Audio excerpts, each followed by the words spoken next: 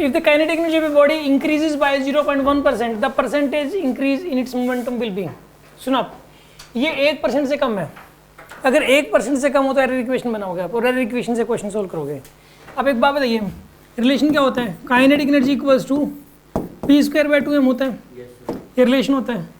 अब इसमें ये बताओ गिवन क्या चीज़ है? ठीक है, काइनेटिक एनर्जी गिवन है, मोमेंटम में इंक्रीज बताना आपको. तो P को लिख सकते हो √2m के, √2m के.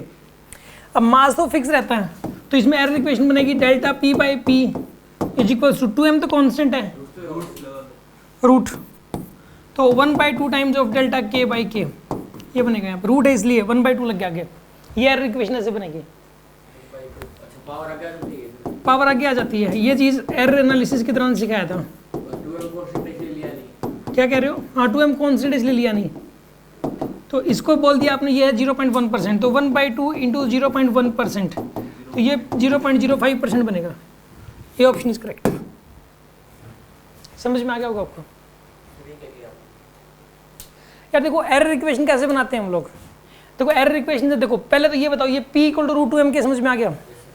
इसको लिख सकते हैं P is equals to 2m की पावर 1/2 और K की पावर 1/2. ये तो कांस्टेंट वैल्यू है, इसको छोड़ दो आप. तो P को लिख सकते हो डेल्टा P बाई P, और यहाँ K की पावर 1/2 तो 1/2 आगे आ गया, और डेल्टा K बाई K लिख दिया. दोनों तरफ 100 से मल्टीप्लाई कर दिया, delta P by P into 100, और यहाँ पे half delta K by K into 100. ये delta K by K into 100 की वैल्यू दे रखी है आपको. इंक्रीज बाय तो ऐड होगा, मतलब इतना परसेंट ऐड होगा जितनी पहले थी.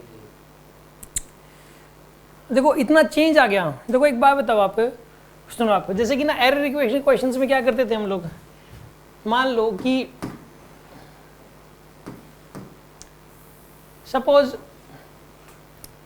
आपको जो है वो ये कह दे कि लेंथ को 1% चेंज कर दिया, लेंथ को, या 2% चेंज कर दिया लेंथ को. स्क्वायर शीट है, क्या है? स्क्वायर शीट, और लेंथ को 2% चेंज कर दिया, एरिया कितने % चेंज होगा? परसेंटेज चेंज इन एरिया, ये बताना आपको. तो एरिया क्या होता है? साइड का स्क्वायर होता है. एरिया क्या होता है? साइड का स्क्वायर. इसकी एरर इक्वेशन क्या बनेगी?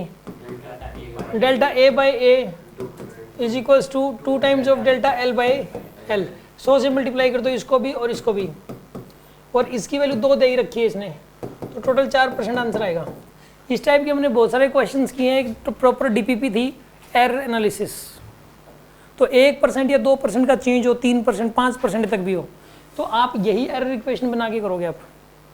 तो ये 0.1%, जैसे कि इसमें यह कि लेंथ 2% बढ़ गई तो एरिया कितना बढ़ेगा, ऐसे इसमें काइनेटिक एनर्जी अगर 0.1% बढ़ गई तो मोमेंटम कितने % बढ़ेगा.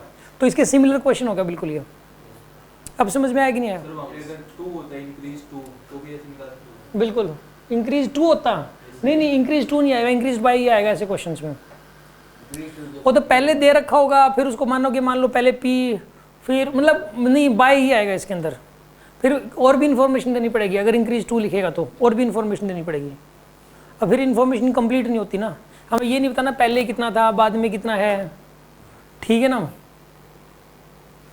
इंक्रीज 2% होता मान लो, तो हमें ये नहीं पता इनिशियल कितना था, मतलब कन्फ्यूजन हो जाता है. क्वेश्चन ही मतलब सही नहीं था, फिर इंक्रीज बाय ही आएगा इसके अंदर.